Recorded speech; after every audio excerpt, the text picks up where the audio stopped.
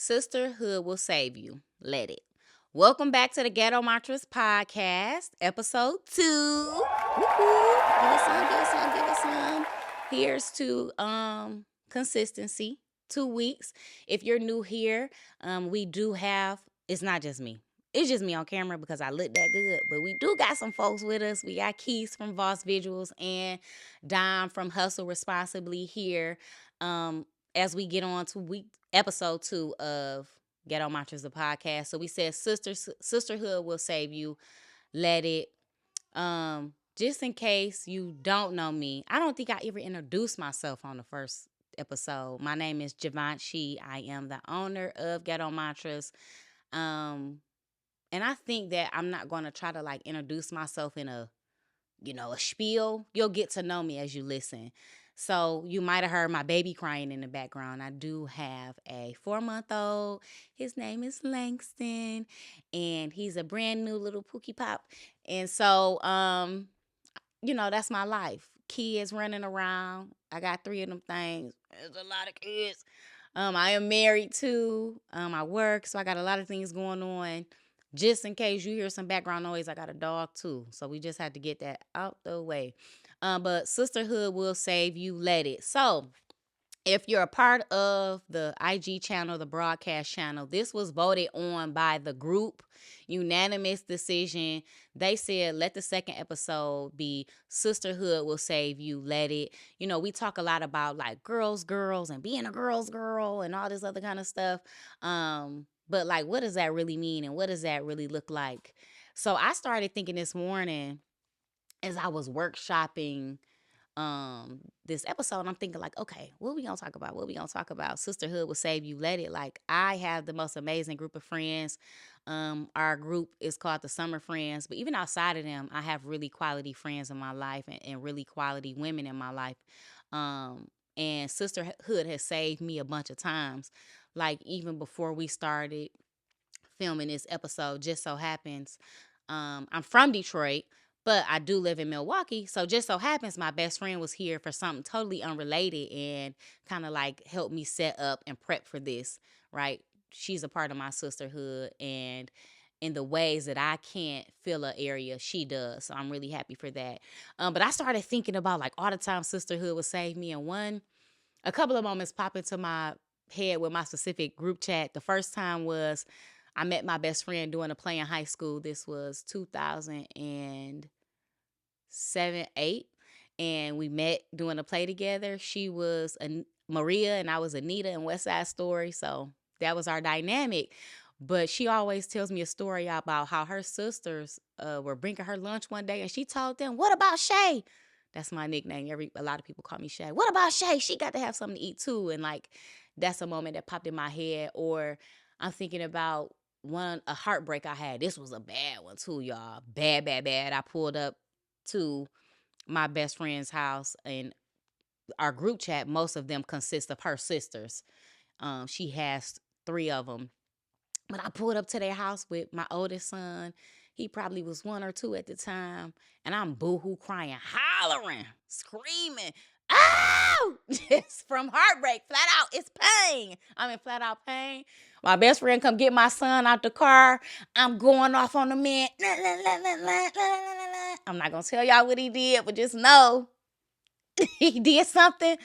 And I came over their house. I never spent the night out. I have had my own place since I was 18 years old. I've never not had my own place. I've never not slept at home. It's very important for me to sleep in my bed, but I go over my friend's house. I spent the night with him that night. That's how heartbroken I was. And watched Beauty and the Beast and just bust out crying. And I never forget that I had them to go to in that moment. That's another time sisterhood has saved me so many times. Like I said, if you listen to episode 1, writing a podcast, I did all of that with my friends. We sat and we worked on a Google Doc, and we sat there and wrote that thing out. The main person, or one of the main people to contribute to that, was my friend Sade. So shout out to Sade. But again, all in the Summer Friends, or even more recently, how this was my 3rd pregnancy. A lot of kids. And I was like, I'm not coming to Detroit to have a baby shower. Like, I'm not doing that. And my friends, anyway, decided to throw me a little mini baby shower at a restaurant. They all wrote personal notes on, like, tags that I can show the baby when he's older. And they still celebrated me, even though, like, I really wasn't looking for that. So, shout out to my friends. Sisterhood has saved me a bunch of times, but I think sometimes that people are so afraid to let people in that way, um, that they aren't allowing that community to be there for them. So, I want to encourage people to, if you have a good group of friends, if they are taking care of you, make sure you take care of them too. Because a lot of times when I couldn't lean on myself, and I consider myself like a sturdy person, a strong person, um, they have been there to fill in the gaps and to make me feel celebrated, or to essentially pull my baby out the car when I'm in the middle of a breakdown or whatever life was going through at that time. They've been there. I'm even thinking too right now, I have a friend that I'm not in a good space with today. I'm probably going to call her when we done talking about this. So if you hear this, girlfriend, I'm probably calling you because I'm reflecting. I'm not happy where the space is right now, and I kind of don't know where to take it. But I'm just not happy about how I know she feels right now. And she has been a part of my sisterhood, my community of women. And I'm thinking, like, how do I need to fix that? So I'm probably gonna call her after this. But again, right, the mantra, the belief, the reason why this is a mantra is because it's a belief that I hold, and it's something that I want to constantly remind myself of, is sisterhood will save you. Let it. And again, we got two folks here with us, and I'm gonna open up the floor a little bit. I know they let me talk, but I'm gonna open up the floor a little bit to see if they got any comments for us on this topic. I think my first thing that I pulled from that monologue, very very good monologue, Oh, by the thank way, you. um, is friendships or sisterhood or all the hoods, right? Um, are not meant to be transactional.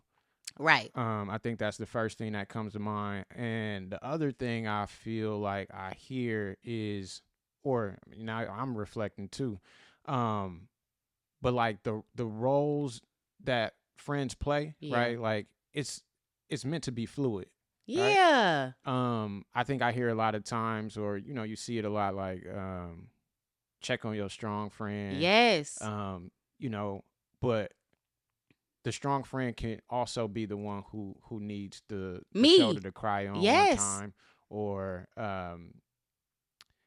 yeah. So I guess how do you kind of like get to a space where everyone in your sisterhood or everyone in your community of friends kind of understands, not necessarily that the role that they play for the entire friendship, but for right now I have to show up in this way for this particular part of our unit.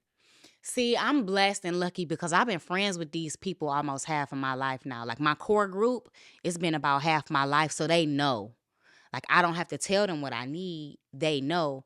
Um, but I think that it took some time to get there. We didn't fought. We, not physically, but we didn't. Hey, we done been in some stuff. I'm calling. Hey, and they sisters. And there's one in the group at this time that's not a sister, but I'm calling one.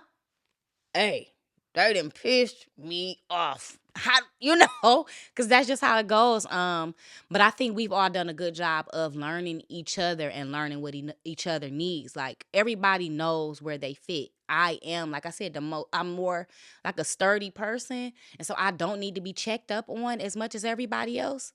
Um, and I think it would give me anxiety if people was checking up on me so much, honestly. But when I need it, they are there. Recently, right? Again, new mother. I have been sleep deprived. I think I told you this. And I had to get some extra help in the house because I'm so, like, the tiredness is like it's doing something to my mind. And I had to call my homegirl. I said, "Hey, what's going on with me?" And she had to, like, literally talk to me for like half an hour that morning. And this is not even my best friend. My best friend would do it, but she got a lot going on sometimes. And sometimes I don't want to put all of that on her. I had to call the sister and say, "Hey, help me out." And And I think, and she got a lot going on. She got a toddler, but she, if I call, I need you.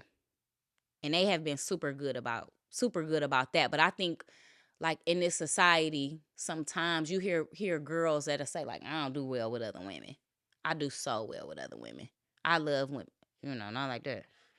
And shout out to the people that do. But I love women because women, women take care of you like a woman would. So I think that's where I am with that. I hope that was a good answer for that question. Now, let me ask you, we talking about sisterhood, but I know it's some men that's going to listen to this too. Like, do you feel like friendship or brotherhood has saved you? Me personally, yeah, for sure. I think the weird thing about like the male dynamic, and I hate speaking like generally, Mm-hmm. um, but I feel like, whatever my case study or my experiences is, you got to be able to take it offline with the guys. You know what I mean? Like when it's a collective, it's easier to be comedic relief. It's easier to Yeah. kind of not be as vulnerable. And so I would always kind of, I'm recommending to the fellas, you know what I mean, have at least one or two people within the collective that you can be vulnerable with, Yeah. and share the truth without masking your feelings in a particular way. And so, to answer the original question, yes, but it's definitely been in smaller pockets. And it's Mm-hmm. not that I'm hiding the reality from anybody else, but it's like I because the same dynamic. I've grown up with these people. Yeah. I know where their strengths and their weaknesses are. I know what I need to hear, but I also know what I want to hear, and you kind of got to know what role they can play for you. So, yes, it has saved me a number of times. Now, question. What about new friendships? How when you say sisterhood will save you, when I say that, that's the people I done been friends with forever. But like, I've had some new friendships that have come in the clutch too. And I guess I'm wondering, again, right, I'm a girl's girl, so I welcome that kind of stuff for guys. What about like new friendships? To be honest, I don't really think I do too well with new friendships like Really? that. But me Yeah. and you, I have is a new friendship. Yeah, but it was a unique way in which it started. You know Yeah. what I'm saying? Like we didn't like meet in the break room and just start having small talk or nothing like That's that. There true. was one very, like, I felt like you beeline to me after the staff meeting and asked me a very specific question that You can say it. it's like, where's the black people? You know? I did. And so, that spoke to me, because it's something that I mean, obviously being in Milwaukee, a person of color, you gotta deal with that. Mm-hmm. And I mean, we were just talking about this earlier. Mm-hmm. All skin folk ain't kinfolk, right? And so that's a bold statement in itself, Yeah. right? And so you put yourself out there by even asking that question without knowing me from a can of paint. Yeah. But that let me know right away that there was a lot more that we had in common, because that's something that I hold very close to Yeah. who I am. So, Where are the blacks? That's what I said flat out. yeah, And you yeah. want to know what's funny is that my friends that I have here that I've relatively met like the last 2 or 3 years, I met because of you. Think, yeah, think about that. So I would say you was like one of my first friends here. And then the girlfriends that I have, I met through you. Hold on, wait. What? Okay, that's Why? cool. That's cool. What? No, that's valid. What you That's trying valid. to say? No, it just can't. I mean, I know the real story, but that dude, it came off kind of crazy.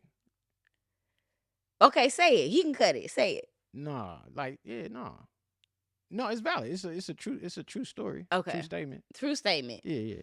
I'm very happy for my friends here in Milwaukee. And they have been very supportive and very loving and very open and welcome into the community. We can go to brunch. We can do baby showers. We can do friendship. Obviously, I haven't known them as long as my other friends, so the relationship is different, but it still makes me feel like this can be my home. And so I will give them some Sisterhood will save you credit too. All right, so I'm going to close this episode out and I'm going to say, if you have a community of people, if you know that people were sent into your life, this one gonna be a little long and I just don't even care. If you go back to that first episode, if the alignment ain't there, I'm not either. If you can't see yourself in these relationships, all of that stuff, it ties together. Just understand that it's a unique set of people in your life. Sisterhood will save you, but only if you let it, and you got to be open to that kind of vibe for it to happen. So thank you for tuning in to Ghetto Mantras, episode 2. If you would like to wear your mantras, get a crew neck. If you would like to read your mantras, get the book. And yeah, we'll see you next week.